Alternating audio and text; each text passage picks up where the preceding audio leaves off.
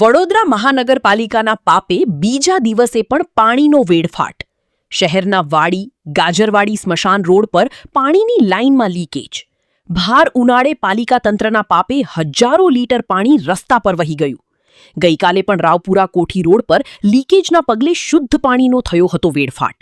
પાલિકા તંત્ર નાગરિકોને પૂરતા પ્રેશરથી પાણી પુરવઠો નથી આપી રહ્યું, ત્યારે આ રીતે પાણીનો વેડફાટ તંત્રની ભૂલના કારણે નાગરિકોને મુશ્કેલી ભોગવવાનો વારો. મહાનગરપાલિકાની કામગીરી સામે સવાલો, સ્થાનિકોમાં રોષ. સત્વરે લીકેજની કામગીરી રોકવામાં આવે તે જરૂરી.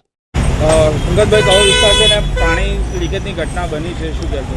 આ બિહાર ટોકીજથી ગાજરાવાડી તરફ જતો રોડ છે અને આ જગ્યાએ આજે સવારથી પાણીના ટાઈમે જે પાણી આવે છે 7:30 વાગ્યાથી, ત્યારથી આ પાણીની લાઈન લીકેજ છે.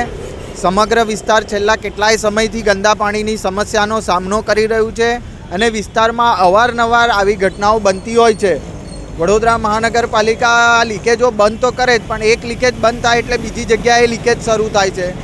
એટલે ક્યાંક ને ક્યાંક જે કામગીરી કરવામાં આવે છે એ ક્યાંક ને ક્યાંક જે લાઈનો નાખવામાં આવી છે એની ક્વોલિટી મેન્ટેન નથી થઈ રહી અને એના કારણે આવી લાઈનોમાં વારંવાર ભંગાણ થઈ રહ્યા છે.